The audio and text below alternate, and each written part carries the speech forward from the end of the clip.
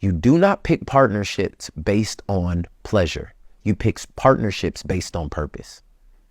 And I think that's where a lot of people get messed up. There are a lot of people you can be compatible with, but they're not going the same direction as you.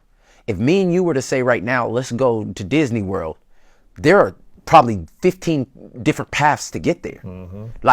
And there are some people that are like, well, let me stop way over here and let me go over here. But if we were riding in the same car together, we would have to go on the same road, on the same highway, getting to the same place because our purpose was to go to this destination. I think a big part of my burden for our generation when it comes to business partnerships, relationships, all those things is to pick partners for purpose, not just for pleasure. Yes. Because the pleasure wears off when you get in a pit. Like when it ain't working, when we lost the money, when you used to dress up for me and now you looking like a grandma, like all of those things, that's when you have to pick partners that you remember. Why did we get together? What was the purpose of this? What did we say we were going to do? And so a lot of times when people are starting to date and have fun and do all the different things, they're not thinking purpose. And it's hard to think purpose when you have not spent enough time with yourself personally. That's true. So, because you don't know, like the only way, again, congratulations to you and your beautiful fiance. But part of the reason y'all connect is because of where y'all both want to collectively go. 100%. If she wanted to be in a different country as a scuba diver instructor, and you knew you were supposed to be here doing this, it would conflict with what you could do together. Yeah. And maybe you could be in a relationship for a while and then you start saying, hey, I miss you. And she was like, well, the fish, I love the fish.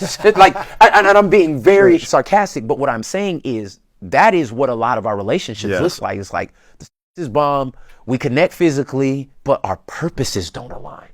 And so. And it can only last so long. Oh my God. To have the chemistry or connection all by itself. That never has worked. If that worked, all relationships would be together. Like the truth of the matter is divorce. There would be no divorce. If it, and that's why I say again in relationship goals, like there is a formula that and a pattern that I believe that has been set out that has worked from generation to generation to generation. That if you get the right relationships right first, if you get the relationship right with yourself, the relationship right with God, and then you can get the relationship right with somebody else, then that pattern takes you to where you need to be. What I'm hearing you say is that when you're in alignment with your higher purpose, yes, and when you're in alignment with your own individual purpose of who you are, yeah, you'll start to align with someone else and you'll start to see, okay, we're on the right track together. And maybe you like different things, but we have a similar idea about a vision and a value system for our life. And then what happens is the most magical part. Tell me. Is that you guys make each other better. So my purpose, I thought I had a purpose until I met my wife. And when we got together, it was like, oh, I thought it was going to happen like this. We are greater together. That's where the scripture says two are better than one, because they have great success on their investment. And two are better than one because if one falls, the other one can be there to pick them up. How can one stay warm by itself? No, they need each other.